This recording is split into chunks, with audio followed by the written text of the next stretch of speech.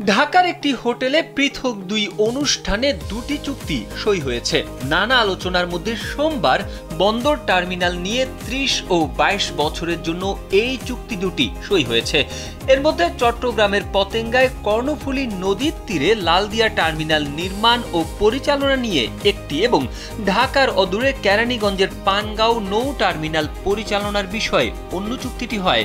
যদিও সরকারের এই সব উদ্যোগের প্রতিবাদে গেল শনিবার মশাল মিছিল করেছে চট্টগ্রাম শ্রমিক কর্মচারী ঐক্য পরিষদ স্কপ। সংগঠনের নেতারা বলেছিলেন, সিদ্ধান্ত না পাল্টালে হরতাল অবরোধের মতো কঠোর কর্মসূচি ঘোষণা করবেন তারা। দুই টার্মিনাল নিয়ে চুক্তি স্বাক্ষর প্রকাশ্যে হলেও চুক্তিতে বিস্তারিত কি কি শর্ত রয়েছে এবং কি কি তথ্য প্রকাশ করা যাবে না সেগুলো আনুষ্ঠানিকভাবে জানানো হয়নি। যদিও নৌ পরিবহন উপদেষ্টা বলেছেন, চুক্তির বিভিন্ন শর্তের বিষয়ে পরবর্তী সময়ে জানানো হবে। বাংলাদেশ বিনিয়োগ উন্নয়ন কর্তৃপক্ষ বিডার নির্বাহী চেয়ারম্যান আশিক চৌধুরী জানিয়েছেন, বন্দরের নিত্যদিনের দীর্ঘ ওয়েটিং টাইম, স্বচ্ছতার অভাব ও প্রযুক্তিগত সীমাবদ্ধতা দূর করে বিশ্বমানের অপারেশন নিশ্চিত করতেই এমন সিদ্ধান্ত। এদিকে চট্টগ্রাম বন্দর বিদেশি প্রতিষ্ঠানকে ইজারা দেওয়ার খবরে উদ্বেগ প্রকাশ করে পৃথক বিবৃতি দিয়েছে চট্টগ্রাম শ্রমিক কর্মচারী ঐক্য পরিষদ স্কপ, বাংলাদেশ জামায়াতে ইসলামী ও হেফাজতে ইসলাম।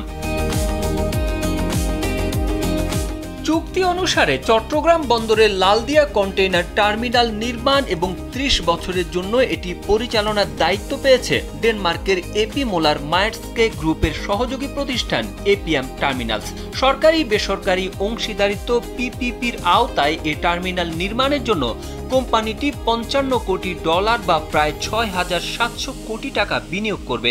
চুক্তি স্বাক্ষরের পরপরই সাইনিং মানি হিসেবে ২৫০ কোটি টাকা পেয়েছে বাংলাদেশ।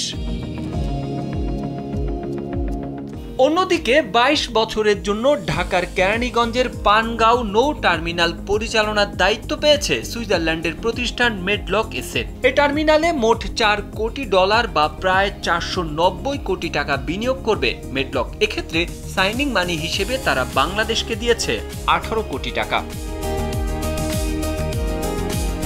অনুষ্ঠানে জানানো হয়, লালদিয়া টার্মিনালে বছরে ৮ থেকে ১০ লাখ কন্টেইনার হ্যান্ডেলিং এর সক্ষমতা অর্জিত হবে।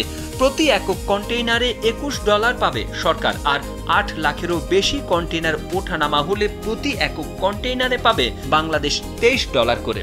অন্যদিকে পানগাঁও নৌ টার্মিনালে বছরে ১,৬০,০০০ একক কন্টেইনার হ্যান্ডলিং হবে বলে জানিয়েছে মেডলক। প্রতি একক কন্টেইনার থেকে ২৫০ টাকা করে পাবে সরকার।